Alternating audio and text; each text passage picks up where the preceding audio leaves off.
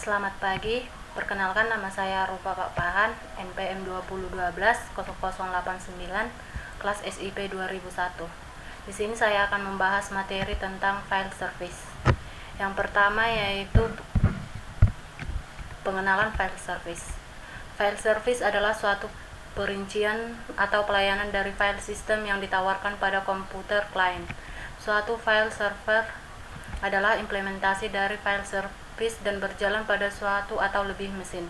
File itu sendiri berisi dari nama, data, dan atribut file seperti kepemilikan file, ukuran, waktu pembuatan file, dan hak akses file. File system merupakan mekanisme penyimpanan online serta untuk akses, baik data maupun program yang berada dalam sistem operasi. Yang kedua, file service. Sebuah file server menyediakan file service ke klien.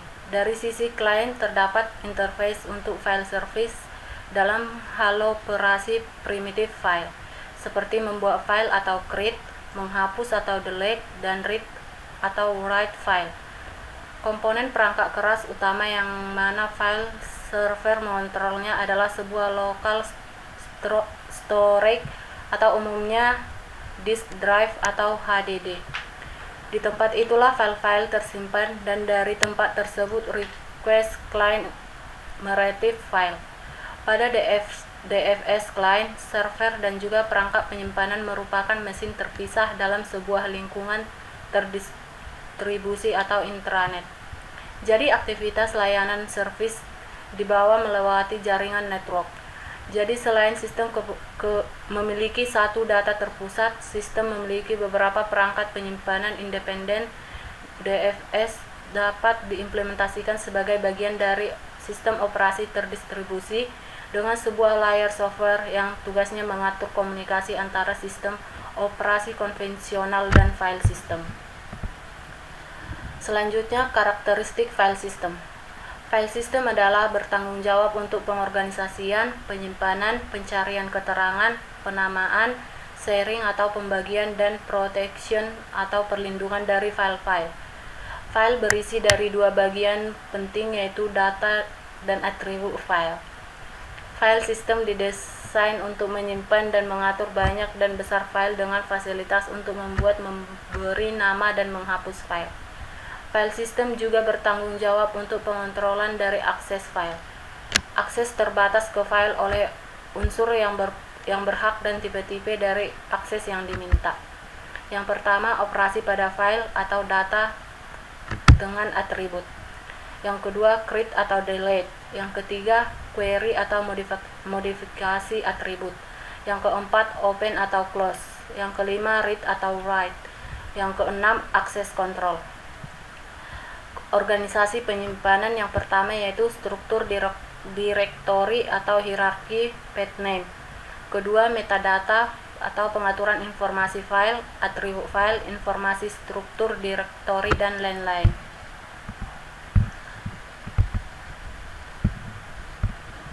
Selanjutnya, proteksi. Informasi mengenai kontrol akses, misalnya siapa saja yang boleh membaca, menulis, dan mengakses file. Keenam, waktu, tanggal, dan identifikasi pengguna. Informasi ini biasanya disimpan untuk yang pertama pembuatan file, kedua modifikasi terakhir yang dilakukan pada file, yang ketiga penggunaan terakhir file. Selanjutnya, struktur file. Struktur sistem file merupakan struktur logika yang digunakan untuk mengendalikan akses terhadap data yang ada pada disk. File system berfungsi untuk menyediakan mekanisme untuk penyimpanan data dan program yang dimiliki oleh sistem operasi serta seluruh pengguna dari sistem komputer. Modul directory yaitu menghubungkan nama file dengan id file, ID file. Yang kedua, modul file menghubungkan ID dengan file tertentu. Yang ketiga, modul akses control memeriksa permission untuk operasi yang diminta. Modul akses file yaitu read atau write data file atau atribut. Modul block, akses dan alokasi blok disk. Modul perangkat disk, dan buffering.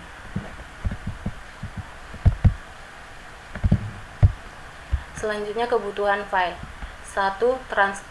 Transparansi, yaitu keseimbangan antara fleksibilitas dan skalabilitas terhadap kompleksitas dan performasi dalam desainnya. Kedua, concurrent file. Updates, yaitu perbaruan file serentak bersamaan antara file server dan client. Ketiga, file replication atau replikasi dapat berfungsi untuk share load, untuk mempertinggi fault tolerance, dan untuk mempertinggi scalability. Keempat, hardware dan operating system, yaitu heterogenitas atau kesamaan adalah kebutuhan yang sangat penting dalam melayani keterbukaan. 5. Fault tolerance service harus terus-menerus beroperasi walaupun terjadi kesalahan ataupun error pada klien ataupun server. Keenam, konsistensi ketika file direplikasi atau di sesi pada site yang berbeda, maka akan terjadi delay yang tidak bisa dihindari. Selanjutnya, file service arsitektur. Layanan flat file atau flat file service. Yang pertama beroperasi pada isi file, yang kedua Unique File Identifier atau UFID, layanan directory atau directory service. Yang ketiga menyediakan pemetaan antara nama sebagai text case UFIDs, yaitu modul client.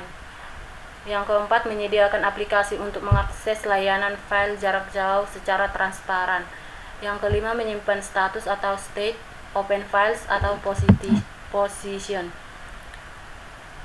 Keenam mengetahui lokasi jaringan dari flat file dan directory server. Contoh file service yaitu NFS atau Network File System. Network File System atau NFS merupakan sebuah protokol yang dikembangkan oleh Sun Microsystems pada tahun 1984, dan NFS didefinisikan dalam RFC 1094, 1813 dan 3530 sebagai DFS yang mengizinkan sebuah komputer untuk mengakses file melalui network serasa akses file disk lokal. NFS merupakan protokol yang sangat mendukung dalam pengaplikasian suatu file sistem yang terdistribusi.